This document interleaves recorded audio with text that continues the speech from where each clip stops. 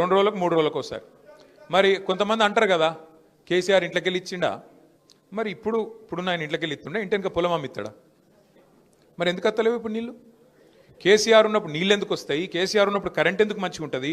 కేసీఆర్ ఉన్నప్పుడు అన్ని టైంకి ఎట్లా నడుస్తాయి? ఇవాళ వీళ్ళు రాగానే ఎందుకు ఆగమాగం అవుతున్నారు? ఎందుకు అంటే నడప చాతన అయితే లేదు, వీళ్ళకు పరిపాలన వస్తలేదు. ఎంతసేపు ఢిల్లీకి మూటలు పంపుట్ల బిజీగా ఉన్నారు. ఎందుకంటే సీటు కాపాడుకోవాలంటే ఢిల్లీకి పైసలు ఇవ్వాలి, కమిషన్ ఇవ్వకపోతే ఢిల్లీ ఊరుకుంటారా? ఊకోరు. అందుకే చెప్పినాం అన్న, మనకు తెలంగాణ ప్రజలకు లోబడి మీ ఆలోచనకు అనుగుణంగా మీకోసం పనిచేసే గల్లీ పార్టీ కావన్నా, లేకపోతే అక్కడ ఉండే ఢిల్లీ పార్టీ కావన్నా అంటే మరి ఎందుకో కానీ హైదరాబాద్లో అయితే చక్కగానే ఓటేసారు, జిల్లాలలోనే ఆగమైరు. 10 ఏళ్ళు చూసినాం కదా, ఇప్పుడు ఒకసారి ఒక తాప వీళ్ళకిత్తేంది ఏమవుతుంది అని ఏమైనా అవుతుందా అనుకున్నారు. ఏమైంది అలా? ఎక్కడికక్కడ ఆగం. ఒక్కటి కాదు, 2 కాదు. తులం బంగారం అంటుండే ఇక్కడికి వెళ్ళి తమ్ముడు, తులం బంగారం కాదు, మీ మెడల మంగళసూత్రం ఎత్తుకపోతే వాడే మంచోడు, పుస్తల తాడు ఎత్తుకపోతే వాడే గొప్పోడు అంటున్నా. అంత దొంగలు వీళ్ళు కాంగ్రెస్ వాళ్ళు. కొత్తోళ్ళ వీళ్ళేమన్నా? 125 సంవత్సరాల చరిత్ర కలిగిన పార్టీ, భారతదేశాన్ని 55 సంవత్సరాలు అప్రతిహతంగా ఏలిన పార్టీ కాంగ్రెస్ పార్టీ. ఆ పార్టీ ఏమైనా కొత్తదా మనకు? గాలను నమ్ముతారు పోయి. ఏం మాటలు చెప్పారు వాళ్ళు? 10,000 కేసీఆర్ ఇస్తే 15,000 ఇస్తామన్నారు. ఇస్తుండా ఇప్పుడు 15,000 పడుతున్నాయా? చెప్పిండు కదా, అత్తకు 4,000, కోడలకు 2,500 అని చెప్పిండు. అటు అత్తకు లేదు, ఇటు కోడలికి లేదు. ఇక్కడ అత్త కోడలు ఇప్పుడు జాయిన్ అయిన వాళ్ళిద్దరు కూడా స్వాగతం. అత్తకు 4,000 పెన్షన్ లేదు, కోడలకు 2,500 లేవు, రావు.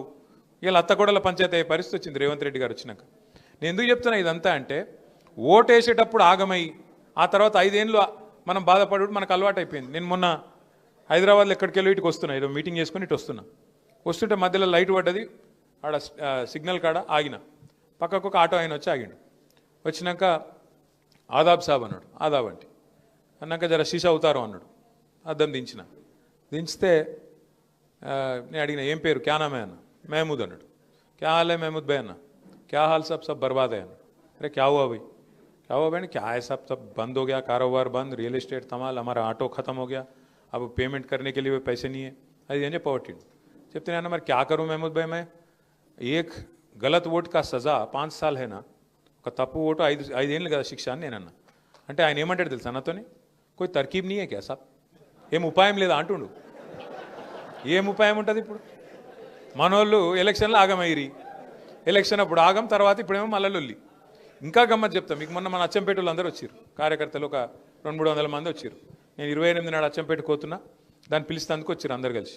ఇట్లే మాట్లాడుకుంటూ అడిగిన, మీ మానకొండూరులను కూడా అడిగిన నేను, నిజంగా ఎప్పుడు పోయి ఒక మాట అన్న, నిజంగా ఎప్పుడు గుండె మీద చేసుకొని చెప్పురి, పోతే మా ఎమ్మెల్యే పోతాడు కానీ కేసీఆర్ అయితే సీఎం ఉంటాడు అనుకురా లేదా మీరు అన్నాడు. అవు అని ఎమ్మెల్యేగా సపోర్ట్లు కొడుతురు. అంటే మనం ఎంత బేఖాయాలు ఉన్నామంటే, ఎంత తెలివితప్పు ఉన్నామంటే, చిన్న లాజిక్ మిస్ అయినాం. ఎమ్మెల్యే ఓడిపోతే కేసీఆర్ సీఎం ఎట్లయితాడు? ఇట్లే ప్రతి ఒక్క కాన్స్టిట్యూన్సీ వాడు అట్లే అనుకున్నాడు. మానకొండూరోడు, చొప్పదండోడు, ఉస్నాబాదోడు పోతే మావాడు పోతాడు కానీ కేసీఆర్ ఉంటాడు. ఎట్లుంటాడు? ఎమ్మెల్యేలకు వెళ్ళిపోయినాక, ఎమ్మెల్యేలు 60 దాటపోయినాక కేసీఆర్ గారు ఎడికెళ్ళవుతారు. మెయిన్ తప్పు గది చేసినాం. మనం కూడా ఏమనుకున్నాం, నేను ఒక్కరిని దానిలాడిపోతే ఏమవుతుంది, గంగుల కమలాకర్ అని గ్యారంటీ 40,000తో గెలుతాడు అని చెప్పి సాపుకొని అన్నారు. వాస్తవం.